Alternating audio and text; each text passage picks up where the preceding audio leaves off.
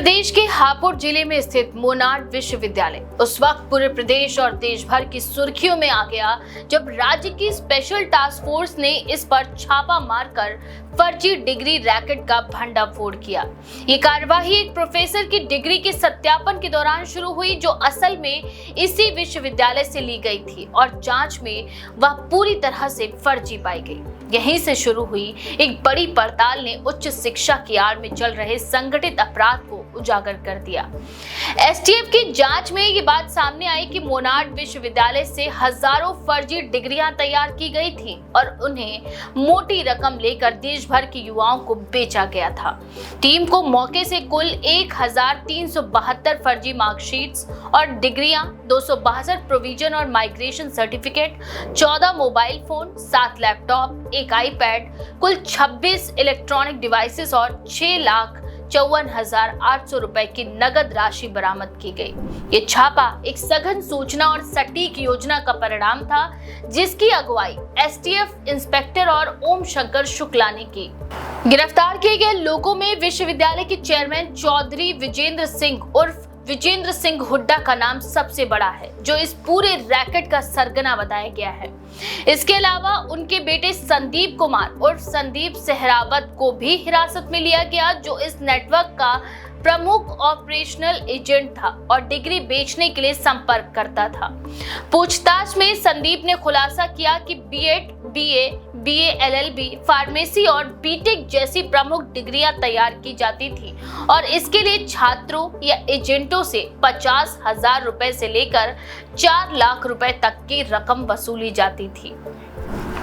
STF के सूत्रों के मुताबिक इस फर्जीवाड़े की प्रक्रिया बेहद व्यवस्थित थी। पहले फर्जी नामों और एनरोलमेंट नंबरों के साथ डिग्री तैयार कर ली जाती थी जिन्हें बाद में वेरिफिकेशन विभाग के द्वारा डिजिटल हस्ताक्षर और मोनार्ड विश्वविद्यालय की मोहर के साथ प्रमाणित किया जाता था। विशेष बात यह रही कि जब एसटीएफ ने विश्वविद्यालय के डेटा रिकॉर्ड को खंगाला तो ये पाया गया कि जिन डिग्रियों में एनरोलमेंट नंबर दिए गए थे वे वास्तविक रजिस्टर में मौजूद ही नहीं थे। इस पूरी कार्यवाही में कुल 10 लोगों को गिरफ्तार किया गया है जिनमें न केवल विश्वविद्यालय प्रशासन से जुड़े लोग शामिल थे बल्कि एडमिशन और वेरिफिकेशन जैसे अहम विभागों के अधिकारी भी शामिल थे। गिरफ्तार किए गए अन्य लोगों के नाम है Nitin Kumar Singh, professor chancellor, Mukesh Thakur chairman का पीए, गौरव शर्मा वेरिफिकेशन प्रमुख, Imran admission director, Anil Batra accountant, Vipul Talyan verification विभाग प्रमुख, कुलदीप गुलावटी बुलंदशहर से और सनी कश्यप अर्जुन नगर हापुड़ से। इन सभी से एसटीएफ ने लगातार पूछताछ की और दस्तावेजों की गहन जांच की है। एसटीएफ के लिए ये छापा आसान नहीं था। आरोपी विश्वविद्यालय के अंदर बैठकर न केवल डिजिटल रूप से कागजात की तैयारी करते थे बल्कि पूरी व्यवस्था इस तरह से विकसित की गई थी कि वह असली लगती थी। डिजिटल सिग्नेचर, फर्जी मोहरे, नकली लेटर हेड, नकली वेरिफिकेशन कॉल्स और वेबसाइट पर मौजूद वेरिफिकेशन लिंक्स जैसे माध्यमों से छात्रों को यह यकीन दिलाया जाता था कि उनकी डिग्री असली है। पूरी कार्यवाही का सूत्रपात एक हरियाणा के विश्वविद्यालय में हुई शिकायत से हुआ। वहां नियुक्त एक प्रोफेसर की डिग्री की जब जांच की गई तो वह फर्जी पाई गई। उसने यह डिग्री मोनार्ड विश्वविद्यालय से ली थी। वहां की यूनिवर्सिटी ने इसकी शिकायत एसटीएफ से की जिसके बाद इस नेटवर्क की गहराई और फैलाव का खुलासा हुआ। सबसे चिंताजनक पहलू यह है कि इस विश्वविद्यालय की डिग्री के आधार पर देश भर के कई राज्यों में सैकड़ों युवा नौकरी कर रहे हैं, चाहे वह स्कूलों में शिक्षक हो, निजी कंपनियों में कर्मचारी हो या फिर सरकारी विभागों में संविदा पर कार्यरत कर्मी। अब जब ये फर्जीवाड़ा सामने आया है तो इन नौकरियों पर भी संकट मंडरा रहा है। एसटीएफ अब ऐसे सभी मामलों की पड़ताल कर रही है जहां मोनार्ड विश्वविद्यालय की डिग्रियों के आधार पर नौकरियां मिली हों। एक वरिष्ठ अधिकारी ने बताया कि ऐसी डिग्रियां या तो एजेंटों के जरिए बेची जाती थी या फिर विश्वविद्यालय में नाममात्र की औपचारिकताओं के साथ छात्रों का फर्जी नामांकन कर दिया जाता था। कई मामलों में तो छात्र कभी विश्वविद्यालय परिसर में ही नहीं गए। उनका पूरा डिग्री निर्माण और प्रमाणन प्रक्रिया ऑनलाइन और एजेंटों के माध्यम से पूरी होती थी। इस मामले ने उच्च शिक्षा प्रणाली पर भी गहरे सवाल खड़े कर दिए हैं। जिस तरह से एक मान्यता प्राप्त विश्वविद्यालय के 8वें वर्षों से ये फर्जीवाड़ा चलता रहा, उससे ये स्पष्ट होता है कि निगरानी तंत्र पूरी तरह से विफल रहा है। विश्वविद्यालय अनुदान आयोग, राज्य उच्च शिक्षा परिषद और शिक्षा मंत्रालय जैसी संस्थाओं की भूमिका पर भी अब सवाल उठ रहे हैं। इस बात की भी आशंका जताई जा रही है कि मोनार्ड विश्वविद्यालय केवल एक केंद्र है और इसके नेटवर्क में देश भर के कई और विश्वविद्यालय या कॉलेज भी शामिल हो सकते हैं जो इस तरह की फर्जी डिग्रियां जारी कर रहे हैं।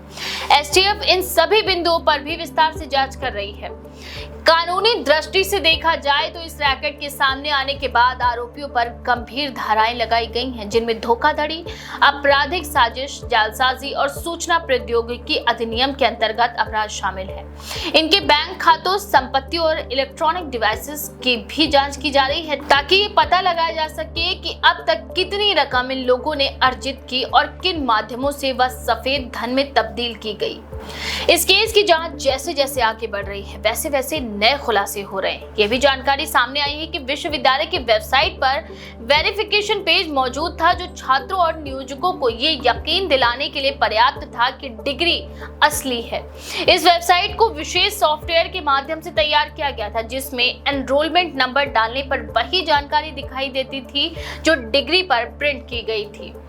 फर्जीवाड़े का ये पूरा मॉडल एक बड़े कारोबारी नेटवर्क जैसा था जिसमें तकनीकी विशेषज्ञों, प्रशासनिक अधिकारियों, फील्ड एजेंटों और प्रमोटरों की भूमिका स्पष्ट रूप से परिलक्षित होती है। इन सब के बीच पैसों का लेन देन भी कई स्तरों पर होता था और इनमें कई फर्जी खातों और डिजिटल वॉलेट्स का इस्तेमाल किया गया। उत्तर प्रदेश सरकार ने इस मामले को गंभीरता से लिया है और उच्च शिक्षा विभाग को आदेश दिया है कि मोनार्ड विश्वविद्यालय की मान्यता और कार्य प्रणाली की दोबारा समीक्षा की जाए। शिक्षा मंत्री ने बयान दिया कि दोषियों को किसी भी सूरत में बख्शा नहीं जाएगा और सभी संबंधित छात्रों की डिग्रियों की समीक्षा की जाएगी। फिलहाल मोनार्ड विश्वविद्यालय का परिसर सील कर दिया गया है। वहां एसटीएफ के अधिकारी निगरानी रखे हुए हैं। विश्वविद्यालय की सभी डिजिटल डिवाइसेस को फॉरेंसिक जांच के लिए भेज दिया गया है और बैंक खातों को फ्रीज कर दिया गया है। ये मामला एक बार फिर दर्शाता है कि कैसे शिक्षा व्यवस्था के भीतर भ्रष्टाचार ने गहरी जड़ें जमा ली है। डिग्रियों की कीमत अगर पैसों से लगाई जाएगी तो समाज में योग्यताओं की जगह धन और संपर्क ले लेंगे। ये रैकेट न केवल कानूनी अपराध है बल्कि ये पूरे देश की शैक्षणिक और प्रशासनिक संरचना पर एक गहरा प्रहार है जिसकी मरम्मत अब कठिन और दीर्घकालीन प्रयासों से ही संभव है। आपका इस बारे में क्या विचार है? अपनी राय कमेंट में जरूर लिखें। ऐसी और भी खबरों के लिए देखते रहिए द पेज 90।